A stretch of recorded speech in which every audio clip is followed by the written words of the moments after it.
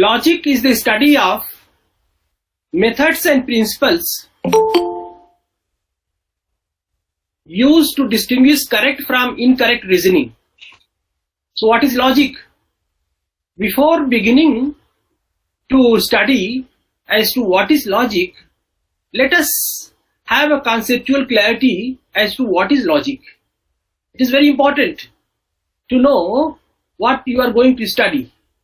So logic has been defined as the study of methods and principles which are employed in distinguishing correct from incorrect reasoning.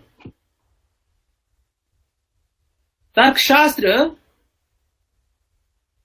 उन विधियों और सिद्धांतों का अध्ययन है जो कि करेक्ट और इनकरेक्ट, सही और गलत,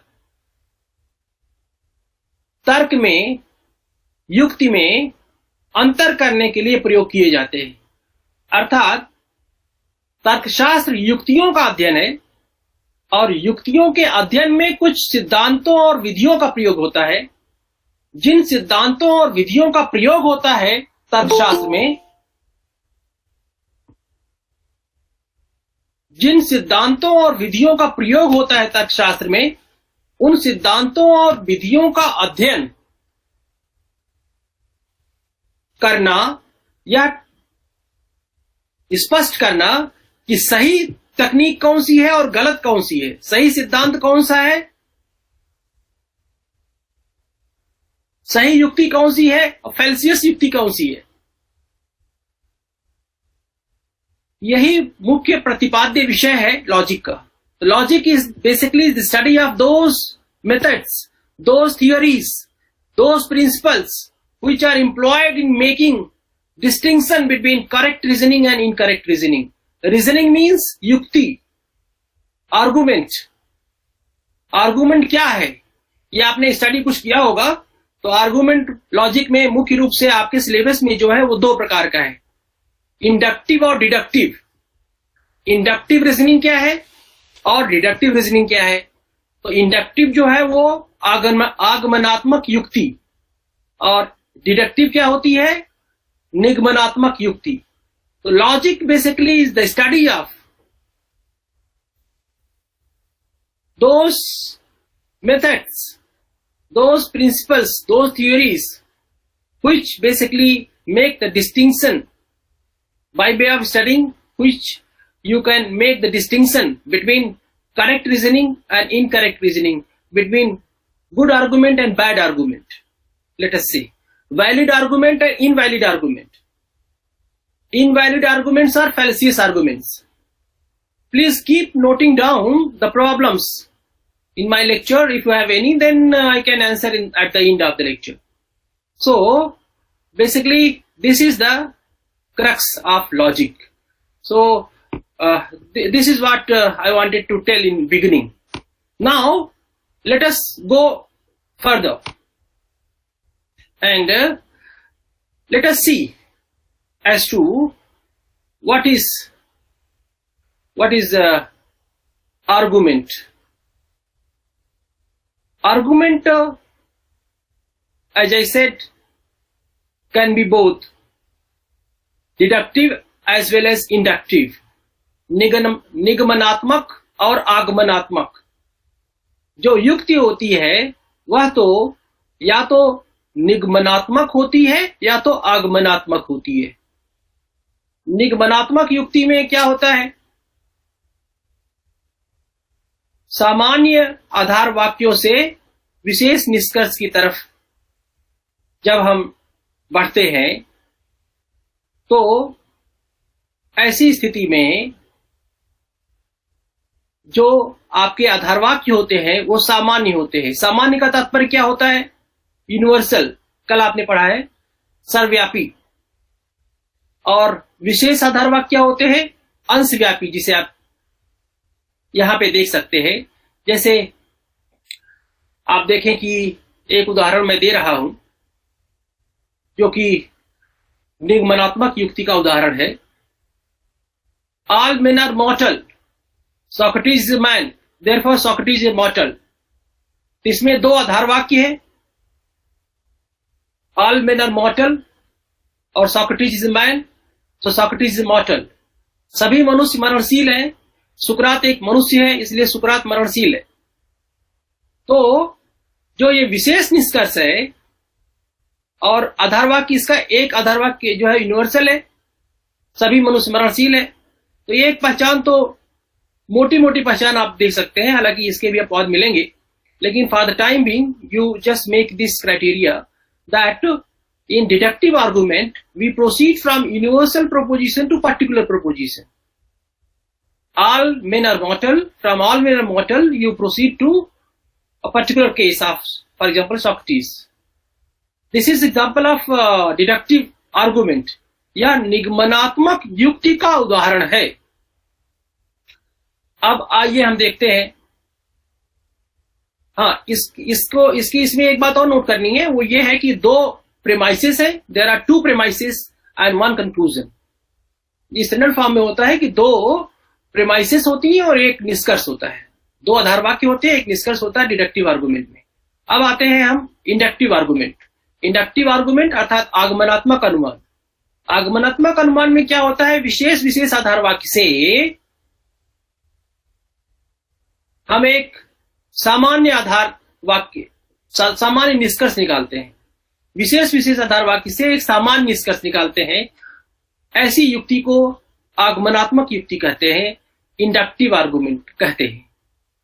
और इंडक्टिव आर्गुमेंट की चर्चा उतनी ही दर्शन शास्त्र में है, आगे आप देखेंगे, जितनी की डिडक्टिव आर्गुमेंट की है. Both arguments are very important in logic. Basically logic is the essence of philosophy. So philosophy cannot move without logic. Now, deductive argument के बारे में कुछ हमने बात किया. अभी हम इंडक्टिव आर्गुमेंट के बारे में बात करने जा रहे हैं. इंडक्टिव आर्गुमेंट, जैसा कि मैंने बताया, विशेष विशेष आधार वाक्य से एक सामान्य निष्कर्ष निकालते हैं. तो अभी फिलहाल एक प्रचलित, अत्यंत प्रचलित एग्जाम्पल लेते हैं जो सब जगह बुक्स में मिल जाता है. वो ये है कि जैसे crows in Chennai are black, crows in Bhopal are black, crows in Delhi are black, crows in New York are black, therefore all crows are black. So here, with the help of particular premises, you have inferred through inductive argument, you have inferred a journal statement, a journal proposition that is called all crows are black. So in this inductive argument, we see that we proceed from particular premises to journal premises. Sorry, from particular premises to journal conclusion. So in inductive argument, we proceed from particular to universal. This is the crux of the matter. In order to distinguish as to what is difference between deductive argument and inductive argument, one criteria of making the distinction between these two arguments is that in deductive argument we move from journal premises to particular conclusion, like the example of Socrates I gave, and here in inductive argument we move from particular instances, particular premises to journal conclusion. So this you have to note in order to make the distinction between induction and deduction. Now this is one thing. Another point which I wanted to emphasize is the distinction between sentence and proposition. Yesterday we have been studying that, and we found that there is a distinction between sentence and proposition. Number one, as I said, that proposition you can regard as the meaning of sentence. प्रतिज्ञप्ति क्या होती है? किसी भी वाक्य का अर्थ होती है। प्रतिज्ञप्ति किसी भी वाक्य का अर्थ होती है, और आप ये तकनीकी भाषा में कह सकते हैं, प्रतिज्ञप्ति वह होती है जो वाक्य निर्देशित करता है। The proposition is that which is indicated by sentence or referred by sentence. So in brief, proposition is the meaning of a sentence. This is obvious. Now, yesterday I gave so many examples. For example, John loves Mary, and one sentence, second sentence, Mary is loved by John. Both these sentences, they refer to the same proposition, and there is no distinction between these two sentences so far as the proposition is concerned. John Mary को प्रेम करता है और Mary को John के द्वारा प्रेम किया जाता है।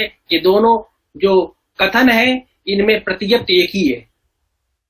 ये तो एक ही भाषा की बात हो गई। एक ही भाषा में कई प्रकार के वाक्य जो है एक ही प्रतिज्ञप्ति को अभिव्यक्त कर सकते हैं। यह नोट करने वाली बात है that many sentences of a particular language might be referring to the same proposition. So far as the proposition is concerned, there might not be difference among many sentences of a particular language. लेकिन एक और बात है, और वो ये है कि केवल एक भाषा के ही बहुत सारे वाक्य नहीं, बल्कि बहुत सारी भाषाओं के बहुत सारे वाक्य हो सकता है समान अर्थ लिए हुए होते हैं। जैसे कल एग्जाम्पल एक आया था, it's raining outside in English, then you can say that इदम बरसती, then you can say that बारिश हो रही है, देन यू कैन से बरसत बा। Like this there may be many sentences but the proposition is the same. बहुत सारे वाक्य हो सकते हैं, लेकिन वो सब वाक्य जिसको रिफर कर रहे हैं वो एक ही प्रतिज्ञप्ति है। और एक बात और है इसमें, और वो बात ये है कि बहुत सारे वाक्य जो होते हैं वह जो एक प्रतिज्ञप्ति को निर्देशित कर रहे हैं, ये तो एक पॉइंट है। दूसरा पॉइंट ये है कि प्रतिज्ञप्ति जो है किसी भाषा से संबंधित नहीं होती है। Proposition is not connected with any particular language. Sentences belong to language, but proposition does not belong to any language. This is the second point you have to note down in making the distinction between sentence and proposition. इस प्रकार से वाक्य और प्रतिज्ञप्ति में जो दो अंतर हुआ, एक तो अंतर यह हुआ कि बहुत सारे वाक्य एक ही प्रतिज्ञप्ति को अभिव्यक्त कर सकते हैं, चाहे वो वाक्य एक भाषा के हो चाहे दूसरी भाषा के, बहुत सारी भाषाओं के हो।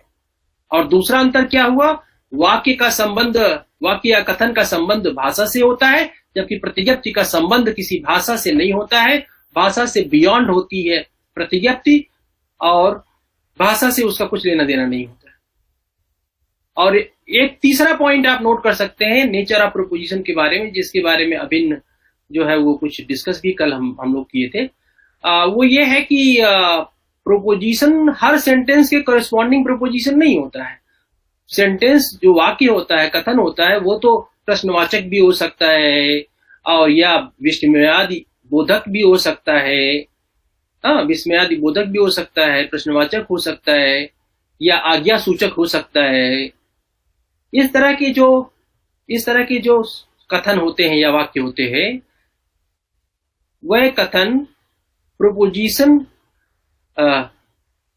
उसमें नहीं होता है। They don't contain any proposition. Proposition basically belongs to only those sentences which are assertive, which are categorically, can say that, whose truth value could be either true or false. So truth value of those sentences which are not true or false, they cannot contain any proposition. जैसे कि अगर आप कहें आज्ञा सूचक, कोई आपसे कहता है एक गिलास पानी लाओ, तो अगर आप जज करने लगे कि ये वाक्य सही है कि गलत है, तो ये कैसे हो सकता है सही और गलत? इसका ट्रुथ वैल्यू क्या होगा? एक गिलास पानी लाओ, एक गिलास पानी लाओ का ट्रुथ वैल्यू जो है वो ना तो सही हो सत्य होगा ना तो असत्य होगा। कोई कहता है कि अरे आग, अरे आग अगर आप कहें विस्मयादि बोधक वाक्य है, ये कथन है, तो there this sentence cannot be judged either true or false. It just happened. इसी प्रकार से आज्ञा सूचक और विस्मयादि बोधक जो कथन होते हैं, इसी प्रकार से जो और तरह के कथन होते हैं जिसमें कि ट्रुथ वैल्यू डिसाइड नहीं कर सकते हैं, वह सभी कथन अपने में प्रोपोजिशन नहीं लिए होते हैं. So only those sentences whose truth value could be decided either true or false, they they are basically having this proposition. Otherwise, they are not having proposition. This is one thing. Now, so far as the relationship between premises and conclusion is concerned, so ये relationship भी जानना बहुत जरूरी है. That premises basically imply the conclusion. अर्थात जो आधार वाक्य होते हैं, वह आधार वाक्य और निष्कर्ष के बीच में एक संबंध होता है, और वो संबंध ही लॉजिक के लिए बहुत महत्वपूर्ण है. और वो ये है कि दोनों में जो संबंध होता है वो इम्प्लीकेशन का होता है. इम्प्लीकेशन क्या है वो हम आगे डिस्कस करेंगे. अभी आप इस बात को नोट कर लीजिए कि the relationship between premises and conclusion is very significant so far as logic is concern. Logic basically is the study of the relationship between premises and conclusion. It basically judges as to whether the relationship between premises and conclusion is justifiable or not. If it is justifiable, then the argument, that is yukti, will be valid. Otherwise, it will not be valid. So this is the point. Okay. Now, next point is which I was discussing yesterday, and that is chapter number 5. So I suppose that you all have the material which I posted in the group yesterday, and also I sometimes think that I sometimes presume rather that maybe like some of you might not be having books due to lockdown, but still the material which I posted you might be having. So categorical proposition क्या होता है यह आप पहले जाने. तो categorical proposition में दो जो होता है वो उसका एक स्टैंडर्ड फॉर्म होता है. वो फॉर्म हम डिस्कस कर चुके हैं, जिसमें कि क्वांटिफायर होता है, सब्जेक्ट होता है, कैपुला होता है और प्रेडिकेट होता है. अर्थात परिमाणक होता है, उद्देश्य होता है, संयोजक होता है और विधेय होता है. ये बात तो हो चुकी है. इसके बाद जब देखें कि जो कैटेगोरिकल प्रोपोजिशन होता है वही कैटेगोरिकल आर्गुमेंट बनाता है. कैटेगोरिकल आर्गुमेंट में क्या होता है कि दो प्रेमाइसिस होते हैं और एक कंक्लूजन होता है. There are two premises and one conclusion, and there is a relationship between these two premises and the conclusion. तो इसमें जो सब्जेक्ट और प्रेडिकेट होता है कंक्लूजन का, उसके आधार पे डिसाइड किया जाता है कि आपके आर्गुमेंट का स्ट्रक्चर क्या है. Actually logic is concern with the structure of the argument and logic is not concern with the content of argument. ये बात बहुत सिग्निफिकेंट है, जिसको कि आप नोट करेंगे कि concern of logic basically is not the content of the argument but the structure of argument. तो content of argument क्या होता है और structure of argument क्या होता है. structure of argument basically होता है कि जो argument है आपका, उसका मूड और फिगर क्या है. तो मूड जो होता है वो ये डिसाइड होता है कि जैसे आपका जो प्रेमाइसिस है वो किस सीक्वेंस में, किस प्रोपोजिशन का जो भी आपका प्रेमाइसिस है और कंक्लूजन है वो एक तरह से किस ऑर्डर में है. वो order of premises and conclusion decides the mood of the argument. तो जैसे आप मान लीजिए पहली प्रेमाइस है ए, दूसरी प्रेमाइस है आई और कंक्लूजन है आपका ओ. सो ये आपका मूड हो गया A I O. This is the mood of the argument. अब ए ई आई ओ हम डिस्कस कर चुके हैं और मैं मानता हूं कि you all understand what is A E I O. तो इस तरह से फर्स्ट प्रेमाइस, सेकंड प्रेमाइस और कंक्लूजन. तो फर्स्ट प्रेमाइस है ए, सेकंड प्रेमाइस है आई और कंक्लूजन है ओ. तो आपका जो ये आर्गुमेंट है, जो युक्ति है, इसका जो मूड है वो हो गया ए आई ओ, क्योंकि उसी सीक्वेंस में आपने देखना है. अब हम आते हैं फिगर पे। फिगर में क्या समझने वाली बात है, फिगर को डिसाइड, फिगर 4 प्रकार की होती है। मतलब ये बेसिक फिगर्स जो होते हैं वो 4 होते हैं, फिर इसको मल्टीप्लाई करने से हमें बहुत सारे वैलिड और इनवैलिड आर्गुमेंट फॉर्म्स मिलते हैं। तो 4 प्रकार की जो फिगर होती है वो डिसाइड होती है मिडिल टर्म के द्वारा। अब मिडिल टर्म पे हम कॉन्सेप्ट पे आते हैं, तो उसके पहले हमें जान लेना है कि जो आर्गुमेंट है उसमें मुख्य रूप से 3 टर्म होते हैं। टर्म, पद को हमने कल डिफाइन कर दिया है। तो तीन टर्म होते हैं। तो 3 टर्म जो होते हैं उसमें मेजर, माइनर एंड मिडिल, प्रमुख पद, गौड़ पद और मध्यम पद। Major term, minor term and middle term. So how to decide as to what is the structure of a particular argument? इसको आप कैसे जानेंगे कि आपका जो आर्गुमेंट है वो किस युक्ति के फॉर्म में है। 4 युक्ति का फॉर्म है आपके पास, तो कैसे जानेंगे? तो शुरू करते हैं आप कंक्लूजन के विधेय से। That is the predicate of the conclusion you have to catch first. So वो जो आपका कंक्लूजन का प्रेडिकेट है, बेसिकली जिस प्रेमाइस में होगा वो प्रेमाइस आपकी मेजर प्रेमाइस होगी और उसको सबसे ऊपर लिखा जाता है। अगर मान लीजिए नीचे लिखा गया है कहीं की किसी क्वेश्चन में, तो उसको आप अपने आप ऊपर लिख लेंगे।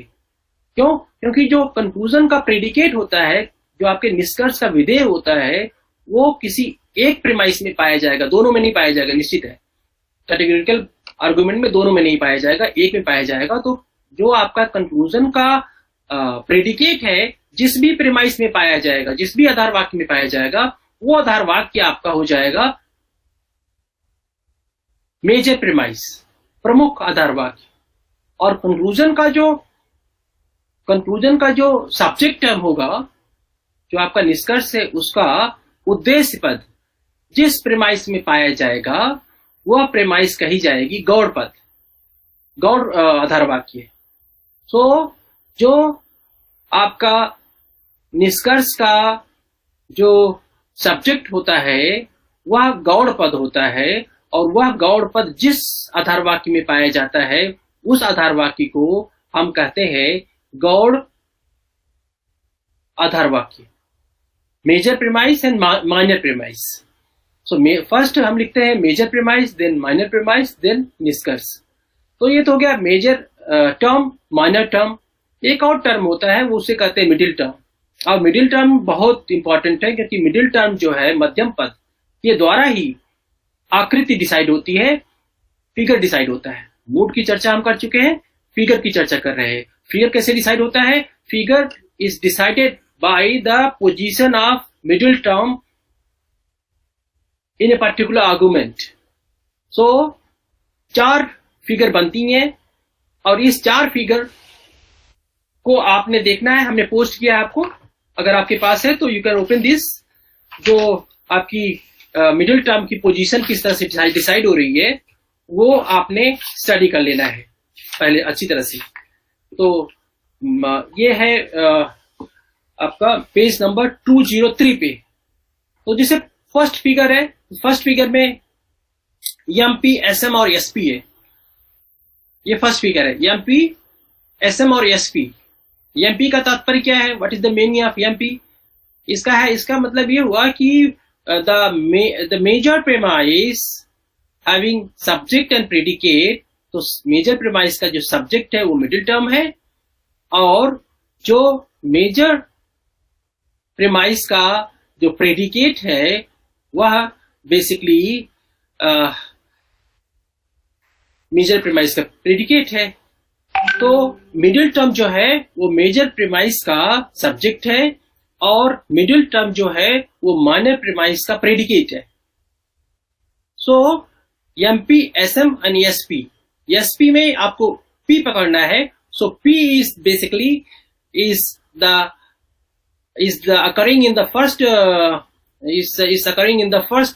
first premise, that is major premise, and that is why MP and S is occurring in the minor premise, that is SM. So MP, SM and SP. So this is the first figure. Now let us come to the second figure. Second figure is PM, SM and SP. So SP again, predicate we have to catch. Predicate of the second figure. So predicate of the second figure is coming in the as a subject of the major premise. So PM. Now predicate of the major premise is the middle term in the second figure. And in the second figure itself, if we come to the second line, that is minor premise, then we find that middle term basically is the predicate of the minor premise. So PM, SM and SP. Now coming to the third and fourth, like this you find that we decide that what is the occurrence of middle term, and due to occurrence of middle term, we find that the structure of the argument is decided. Now of course not all the structures are valid, some are valid and some are invalid. So there are many structures, and then you find that you keep on multiplying, then you'll find that 256 distinct forms of arguments you'll find. And forms of arguments are decided how? Mood plus figure. So figure 1, figure 2, figure 3, figure 4, like that. So for example, you will find that AAA1, AAA2, AA3, AA4. So not all argument forms are valid. There are 19 forms of arguments which are valid. Which are they? In figure 1, some forms are valid. In figure 2, some forms are valid. In figure 3, some forms are valid. In figure 4, some forms are valid. Those which forms are valid in which figure is not given in this book. That is Introduction to Logic by Irving M. Copy. In this book, you will not find as to which forms are valid in which figure. You will find many other books on logic which are giving information as to which forms are valid in which figure. Which forms are valid means which forms of arguments are valid in which figure. कुछ जो argument है, कुछ युक्तियां हैं, कुछ आकृतियों में वैध होती हैं और कुछ में अवैध होती हैं. तो 19 आकृतियां ऐसी हैं जो कि वैध होती हैं. ये बहुत ही इंपॉर्टेंट क्वेश्चन आता है सब जगह एग्जाम्स में, कॉम्पिटिटिव एग्जाम्स में आपके. तो जैसे पहली जो फिगर है आपकी फर्स्ट फिगर, तो उसमें कौन कौन सी आकृतियां वैलिड होती हैं उसको याद करने के लिए डीजे ओकॉर्नर की लॉजिक की पुस्तक है. बच्चों को रटाने के लिए वो बताया गया है कि जैसे बारबरा, सेलर एंड दारी फेरियो. सो बारबरा में ए आ गया. ए फिगर 1 में वैलिड है. ये आपको स्क्रीनशॉट लेकर के फोटो खींच करके किताब से हम आपको पोस्ट कर देंगे so that you could understand. I suppose that you don't have DJ O'Connor, so I will give you those 19 forms which are valid in those four figures. Those four figures they contain 19 valid forms. तो वो आप उसको देख लेंगे, उसको जो learn कर लेंगे as to which form is valid in which figure. ये तो एक बात हो गई. लेकिन कल बात हम कर रहे थे डिस्ट्रीब्यूशन ऑफ टर्म्स की. डिस्ट्रीब्यूशन ऑफ टर्म्स की बात जो चल रही थी कल, वो कल पूरी नहीं हुई थी. और उसमें एक बात जो सिग्निफिकेंट है वो हमने आपको मैटर भेज दिया था. लेकिन फिर भी आपको ये देखना है कि जो आपके 4 प्रोपोजिशंस होते हैं, तो कौन सा प्रोपोजिशन जो है अपने जो है किस टर्म को डिस्ट्रीब्यूट करता है. 2 बातें हैं, पहले आपको समझ लेना है. और वो ये है, पहली बात ये है कि जो प्रोपोजिशन होता है, कैटेगोरिकल प्रोपोजिशन जो होता है, उसका एक स्ट्रक्चर होता है. जैसे कि मैंने बताया कि क्वांटिफायर होता है, देन सब्जेक्ट होता है, देन कैपुला होता है, देन प्रेडिकेट होता है. एक तो स्ट्रक्चर होता है उसका. और ये स्ट्रक्चर में आप देखें तो सब्जेक्ट और प्रेडिकेट के डिस्ट्रीब्यूशन की बात यहाँ पे हो रही है. That is which proposition is distributing its subject term and which one is not distributing its subject term. Which proposition is distributing its predicate term and which subject is not distributing its predicate term. So you have four propositions A, E, I, O. So all yes is P, no yes is P, some yes is P, some yes is not P. These are the four propositions. और आप जो है इसमें कोई भी content भर सकते हैं. लॉजिक का कंसर्न कंटेंट से नहीं होता है, वो हम बात बता चुके हैं, लेकिन फिर भी आप ये समझने के लिए जान सकते हैं. जैसे कि हम कल बहुत सारे एग्जांपल्स आपसे डिस्कस किए, जैसे सभी सब्जियां स्वास्थ्य के लिए लाभदायक होती हैं, कोई सब्जी स्वास्थ्य के लिए लाभदायक नहीं होती, कुछ सब्जियां स्वास्थ्य के लिए लाभदायक होती हैं, कुछ सब्जियां स्वास्थ्य के लिए लाभदायक नहीं होती हैं. ए, ई, आई, ओ को ध्यान में रखना है आपने हमेशा अपने माइंड में. दूसरा, कुछ राजनीतिज्ञ के बारे में हमने बात किया था, तो अगर राजनीतिज्ञ सब्जियों की जगह राजनीतिज्ञ रख दीजिए तो वो 4 प्रकार के प्रोपोजिशन बन जाएंगे. कुछ भी आप रख करके एग्जाम्पल समझ सकते हैं. समझने के लिए बहुत जरूरी है कि आप कई तरह के एग्जाम्पल्स अपने माइंड में लाएं और वो 4 प्रकार के प्रोपोजिशन बनाएं. और 4 प्रकार के प्रोपोजिशन बनाते समय आप अपने मन में यह सोचें कि इसमें क्वांटिफायर क्या है, सब्जेक्ट क्या है, कपुला क्या है, प्रेडिकेट क्या है. So if you do like this then you will understand better. Now ये करने के बाद, structure of a particular categorical proposition decide करने के बाद, किसी भी जो निरुपाधिक प्रतिज्ञप्ति होती है, निरुपाधिक प्रतिज्ञप्ति क्यों कही जाती है, इसे कैटेगोरिकल क्यों कहा जाता है. कैटेगोरिकल इसलिए कहा जाता है कि ये हेतु मत नहीं है. It is not hypothetical. Hypothetical क्या होता है? वह कथन जिसमें इफ एंड देन लगा होता है, दैट इज कॉल्ड हाइपोथेटिकल. सो आप कह सकते हैं यदि मैं स्टेशन समय पर पहुंच जाता तो गाड़ी मिल जाती. जिसमें यदि और तो लगा होता है उसे हाइपोथेटिकल कहते हैं. कैटेगोरिकल होता है उसमें यदि और तो नहीं लगा होता है. स्ट्रेट फॉरवर्ड वो ट्रू और फॉल्स होता है, यदि और तो नहीं होता है.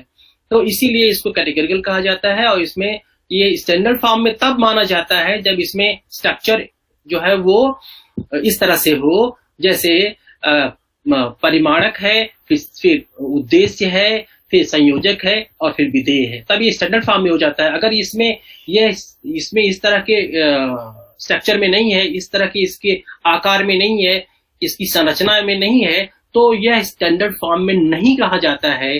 तब इसको कहा जाता है just it is given as it is, not its standard form. So जैसे कि आप कह सकते हैं कि सुकरात मरणशील है, तो सुकरात मरणशील है, यह जो है वो स्टैंडर्ड फॉर्म का कैटेगोरिकल प्रोपोजिशन ये नहीं है. कैटेगोरिकल प्रोपोजिशन कब होगा? ये जब इसमें लगा होगा सभी या कुछ, मतलब परिमाणक लगा रहे इसमें होगा तभी होगा. क्वांटिफायर नहीं लगा हुआ है, इसलिए यह जो है सुकरात मरणशील है, यह कथन सोक्रेटिस इज मॉर्टल. सो ये आप नहीं कह सकते कि ये जो है स्टैंडर्ड फॉर्म का है. स्टैंडर्ड फॉर्म कब होगा? स्टैंडर्ड तब होगा जब इसमें क्वांटिफायर लगा होगा और इसमें सब्जेक्ट होगा, फिर उसके बाद कपुला होगा, फिर प्रेडिकेट होगा. आप हिंदी में एक प्रश्न कर सकते हैं कि हिंदी में कहाँ ये स्ट्रक्चर है. इंग्लिश में तो ठीक है, क्या होता है कि क्वांटिफायर है, सब्जेक्ट है, कपुला है, प्रेडिकेट है. लेकिन आप हिंदी में देखिए क्या है, सभी मनुष्य मरणशील है, सभी क्वांटिफायर आया, मरणशील सभी मनुष्य आया, उद्देश्य मरणशील, विधेय आया, है कपुला कहाँ चला गया? विधेय के बाद चला गया. तो सभी मनुष्य मरणशील है. इसमें क्या हो रहा है कि क्वांटिफायर है, पहले परिमाणक है, फिर उद्देश्य है, फिर विधेय है, फिर कपुला आ रहा है. लेकिन वास्तव में हम इसमें नहीं जा रहे हैं. हम ये जा रहे हैं कि लॉजिक में it is regarded like this, that first there is quantifier, then subject, then copula, and then there is predicate. अच्छा, इसमें जब फिर से हम आते हैं अपने टॉपिक पे, वो है डिस्ट्रीब्यूशन का. तो जब किसी भी टर्म आप समझ गए, middle term, major term, minor term, प्रमुख पद, गौड़ पद और मध्यम पद. तो जब हम किसी टर्म के डिस्ट्रीब्यूशन की बात करते हैं, तो जब वो टर्म जो है वह पद पूरे क्लास के बारे में बात करता है, तब वो डिस्ट्रीब्यूट माना जाता है, नहीं तो डिस्ट्रीब्यूटेड नहीं माना जाता है. डिस्ट्रीब्यूटेड कब माना जाएगा? जब वो अपने पूरे क्लास के बारे में बात करेगा. जैसे सभी, जिस टर्म के पहले सभी लगा होगा, वह टर्म डिस्ट्रीब्यूट माना जाएगा. और जिस टर्म के पहले कुछ लगा होगा वो अनडिस्ट्रीब्यूटेड माना जाएगा। ये आप समझ लीजिए बहुत अच्छी तरह से, क्योंकि चारों प्रपोजिशन के सब्जेक्ट और प्रेडिकेट के बारे में आपको पूरी तरह से कंफर्म होना है कि सब्जेक्ट डिस्ट्रीब्यूट है कि प्रेडिकेट डिस्ट्रीब्यूट है, सब्जेक्ट अनडिस्ट्रीब्यूटेड है, प्रेडिकेट अनडिस्ट्रीब्यूटेड, मतलब क्या चारों प्रपोजिशन में जो उद्देश्य और विधेय है वो डिस्ट्रीब्यूटेड है कि अनडिस्ट्रीब्यूटेड है, ये आपने जानना है। तो इसको जानने के लिए देखें, सभी जो पहला प्रोपोजिशन आपका है, A kind of propositions they are having subject and predicate, so all S is P, because yes before yes you have all, therefore yes is distributed, there is no doubt about it। सभी मनुष्य मरणशील है, यहां सभी मनुष्यों के बारे में बात हो रही है, लेकिन जो मरणशील है वो प्रेडिकेट है, तो मरणशील सभी मरणशीलों के बारे में नहीं बात हो रही है। मरणशील क्या मनुष्य ही है? नहीं, बहुत सारी चीजें मरणशील है। मनुष्य के अलावा जानवर भी मरणशील है, पक्षी भी मरणशील है। तो मरणशील का क्लास जो है, उस क्लास में मनुष्य ही के बारे में बात हो रही है, ना कि सभी मरणशीलों के बारे में बात हो रही है। इसलिए ये जो तर्क वाक्य है, ये प्रोपोजिशन है, उसका सब्जेक्ट टर्म तो डिस्ट्रीब्यूट होता है, लेकिन प्रेडिकेट टर्म डिस्ट्रीब्यूट नहीं होता है। I suppose that you understand. If you have any problem, you can ask me after 5 minutes. That is, a kind of proposition distributes its subject term and does not distribute its predicate term. Clear? Now come to the second kind of proposition, that is E kind of proposition, that is universal negative. अभी तक हम क्या कर रहे थे? Universal affirmative, A kind of proposition की बात कर रहे थे। अब आते हैं second kind of proposition, that is E kind of proposition. E kind of proposition क्या होता है? Universal negative, सर्वव्यापी नकारात्मक। सर्वव्यापी नकारात्मक क्या होता है? सर्वव्यापी नकारात्मक में उद्देश्य जो होता है वह डिस्ट्रीब्यूटेड होता है, क्योंकि सभी के बारे में बात हो रही है ना। No S is P, no S मतलब कि यस के सभी जितने मेंबर हैं यस क्लास के, सबके बारे में बात हो रही है। नो यस भी सबके बारे में बात हो रही है, कुछ के बारे में बात नहीं रही, नकारात्मक रूप से भले बात हो रही है, लेकिन सभी के बारे में बात हो रही है। तो नो यस इज पी, यहां भी पी जो है वो भी सभी के बारे में बात हो रही है। So no S is P basically E kind of proposition जो होता है, उसका उद्देश्य और विधेय दोनों डिस्ट्रीब्यूट माना जाता है। Now let us come to अंशव्यापी स्वीकारात्मक।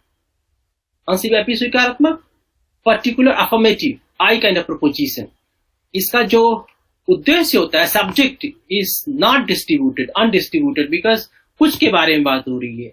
सम यस इज पी में यस जो है वह डिस्ट्रीब्यूटेड नहीं है, और इसी प्रकार से पी भी डिस्ट्रीब्यूटेड नहीं है। अब आते हैं O kind of proposition. O kind of proposition क्या है? Some S is not P. तो some S is not P, ये तो कंफर्म है कि सम यस है, तो यस जो है डिस्ट्रीब्यूटेड नहीं है, क्योंकि वो कुछ लोगों की कुछ यस के बारे में बात की जा रही है। लेकिन यहाँ पे जो पी है वो आपका fourth kind of proposition, that is O kind of proposition, जो पी है वह बेसिकली आपका डिस्ट्रीब्यूटेड माना जाता है। So A kind of proposition में सब्जेक्ट डिस्ट्रीब्यूटेड होता है, प्रेडिकेट डिस्ट्रीब्यूटेड नहीं होता है। ई काइंड ऑफ प्रोपोजिशन में दोनों डिस्ट्रीब्यूटेड होते हैं। आई काइंड ऑफ प्रोपोजिशन में जो है वो सब्जेक्ट और प्रेडिकेट दोनों डिस्ट्रीब्यूटेड नहीं होता है। O kind of proposition subject distribute होता है, प्रेडिकेट डिस्ट्रीब्यूटेड नहीं होता है। This you have to properly understand, because without understanding this you can not do Venn diagram. Okay, now this is one thing. After this, you have to have for having proper background of Venn diagram, you need to understand categorical square of opposition. That is called traditional square of opposition. और इसमें जो relationships है वो basically contradictory है, contrary है, सब contrary है, सब अल्टरनेशन है। इन चारों की definitions I suppose that you all know कि कॉन्ट्राडिक्टरी क्या होता है। How will you define contradictory, how will you define contrary, how will you define subcontrary, how will you define subalternation. तो contradictory को कैसे define करते हैं? If one is true then other is false, if one is false the other is true. The name of this theory is called square of opposition. अब परंपरागत विरोध वर्ग, विरोध भी कई प्रकार का है, 4 प्रकार का विरोध बताया गया. Opposition is 4 types here. One is contradictory, second is contrary, third is subcontrary, fourth is subalternation. तो पहला क्या है? कॉन्ट्राडिक्टरी, व्याघात. व्याघात क्या होता है? जैसे कि मैंने बताया, व्याघात में एक कथन सत्य है तो दूसरा सत्य होता है, एक असत्य है दूसरा सत्य होता है. This you have to I'm sorry. This you have to understand. Now, let us go to contrary. नहीं, पहले इसमें देखिए आप, जो कॉन्ट्राडिक्टरी होता है किसके किसके बीच में होता है? A and O, E and I, इनके बीच में कॉन्ट्राडिक्टरीज होती है, इनके बीच में कॉन्ट्राडिक्टरी रिलेशनशिप होता है. कॉन्ट्ररी किसके बीच में होता है? कॉन्ट्ररी होता है A और E के बीच में. तो इसकी डिफिनीशन क्या है? Both cannot be true together, दोनों एक साथ सत्य नहीं हो सकते. अब अगर एक सत्य है तो दूसरा असत्य हो जाएगा. If one is true the other is false, but if one is false then other is undetermined. And subcontrary क्या होता है? Both cannot be false together. So one is false then other is true. Both cannot be false together. If one is false then other is true. But if one is true, the other is undetermined. पहले में क्या है? Contrary में both cannot be true together. अगर एक true है तो दूसरा फॉल्स होगा ही होगा. अगर एक फॉल्स है तो दूसरा अनडिटरमाइंड है. इसमें क्या है? both cannot be false together. अगर फॉल्स है तो दूसरा ट्रू होगा, लेकिन अगर एक ट्रू है तो दूसरा अनडिटरमाइंड होगा. तो ये सब कॉन्ट्ररी है. एंड सबऑल्टरनेशन क्या है? The value of I is to be decided by the value of E and the value of the proposition. Value of, again, is, I would like to correct it again. Value of I proposition is to be decided by the truth value of A proposition. The truth value of I proposition is to be decided by the truth value of A proposition. Truth value of O proposition is to be decided by truth value of E proposition. सबअल्टरनेशन. तो ये जो relationships है इसको आप practice कर लीजिए, इसमें दिया है 5.3 के एक्सरसाइज में. And you take one proposition. For example, if A is true then what will happen to O and what will happen to I and what will happen to E. This is homework assignment. You can decide, you can solve all the 3 exercises given at the end of 5.3. और उसके बाद हम बात कर सकते हैं conversion, अबॉर्जन, कंट्रापोजिशन की, लेकिन बहुत ज्यादा हो जाएगा आज के लिए. मैं समझता हूं कि स्क्वायर ऑफ अपोजिशन पे रुकना जरूरी इसलिए है कि इसकी प्रैक्टिस जरूरी है.